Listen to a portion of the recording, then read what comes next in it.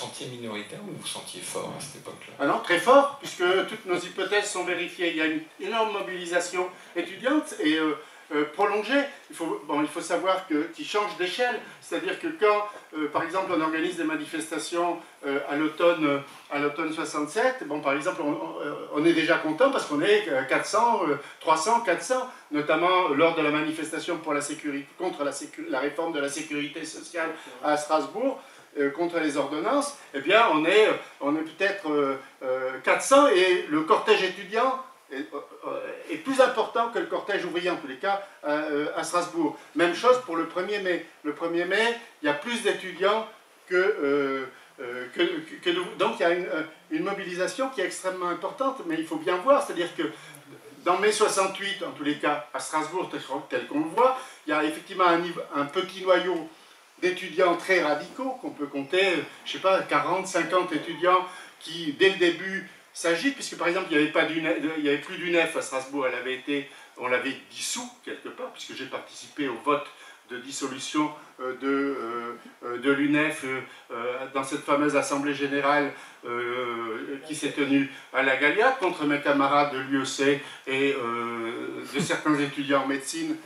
Bon, c'était l'alliance qu'on appelait Catostal, qui était pour le maintien du syndicat. Donc un petit noyau bon, et assez informel où il y avait des étudiants, des étudiants du PSU, notamment qui vont jouer un rôle important. Alors je viens de retrouver grâce à Carrière le nom de l'un de ses protagonistes des ESU qui était Bernard Brunel. Il y avait aussi Charles Sfar, il y avait des militants de la JCR, et une partie importante était constituée d'ailleurs de gens avec qui on avait manifesté à Berlin le 16 et le 17 février dans le cadre d'une mobilisation internationale de solidarité avec le Vietnam, qui ensuite s'était mobilisé après l'attentat contre Rudi Dutschke.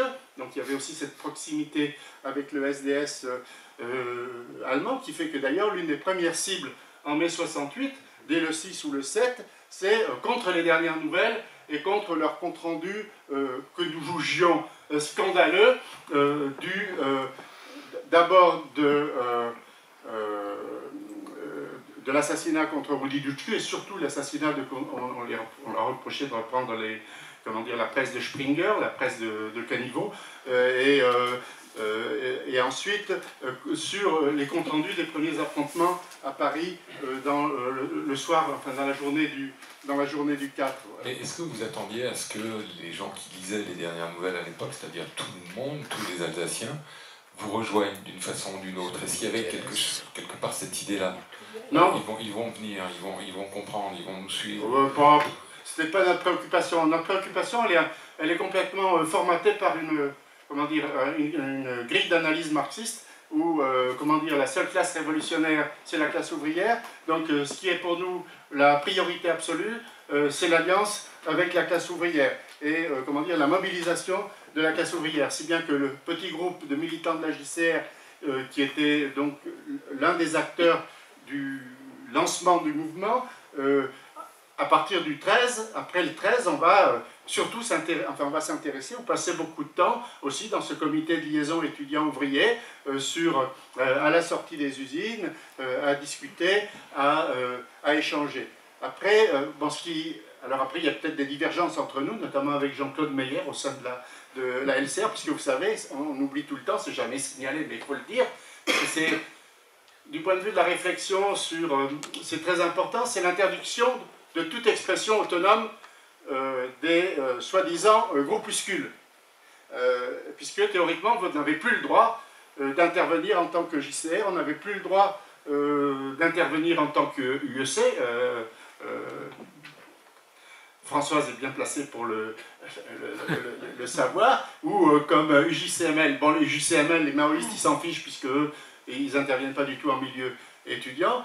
Pour nous, on fait le choix, mais on n'était peut-être pas tous d'accord de se dissoudre dans le mouvement, puisque quelque part, ce qui comptait avant tout, pour nous, c'était la mobilisation et maintenir la mobilisation la plus importante tout au long du mois. Et on fait, si on regarde, et ça c'est l'une des caractéristiques pour moi, donc là je sors du témoignage, c'est que si on regarde la chronologie du mouvement, à chaque fois, les relances se font à partir d'incidents au niveau national. On est quelque part complètement dépendant du calendrier national. On démarre le 6 à la suite des incidents du 4. On relance le 10, c'est proclamation de l'université autonome à la suite de la nuit des barricades.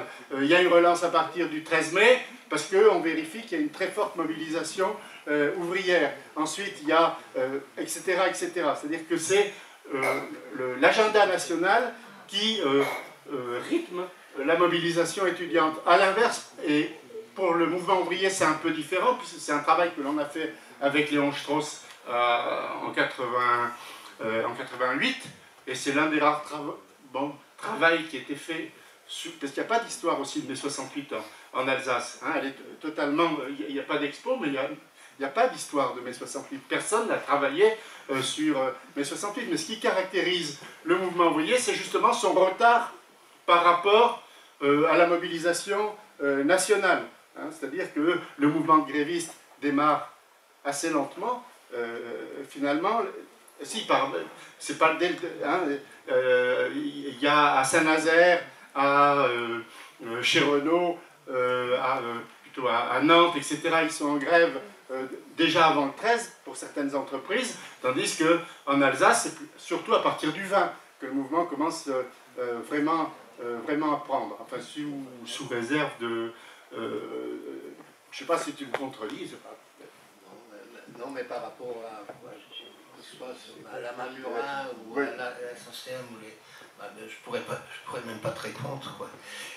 Mais je suis à peu près sûr de ce que j'avance.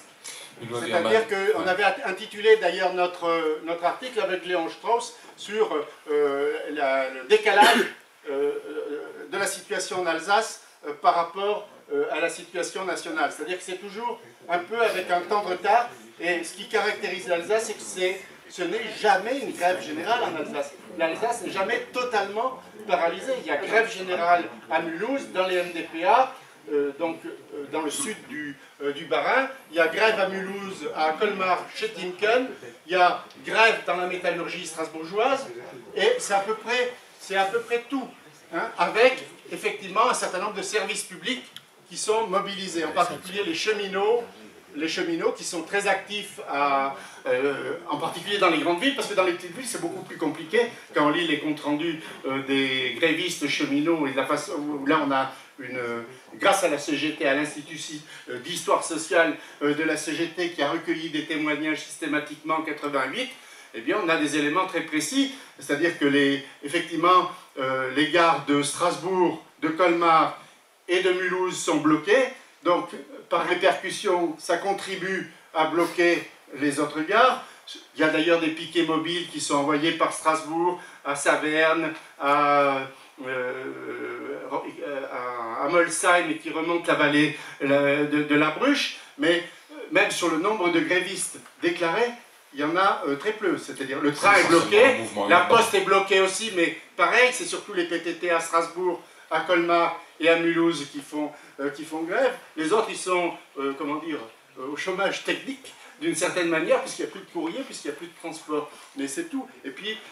est-ce que ça, c'est témoin du manque de popularité du mouvement? Parce que globalement, l'ensemble de la majorité de la population ne soutient pas le mouvement, n'a peut-être même pas de regard sympathique par rapport à ce mouvement. C'est la chienlit, Non, il faut nuancer, là, parce que ça, c'est le folklore. C'est-à-dire où on réduit le mouvement de 68 aux barricades. Quand on montre des photos de l'université à Strasbourg, c'est une nuit, effectivement, il y a un tout petit groupe de néo-situationnistes ou de crypto-situationnistes qui fait des grandes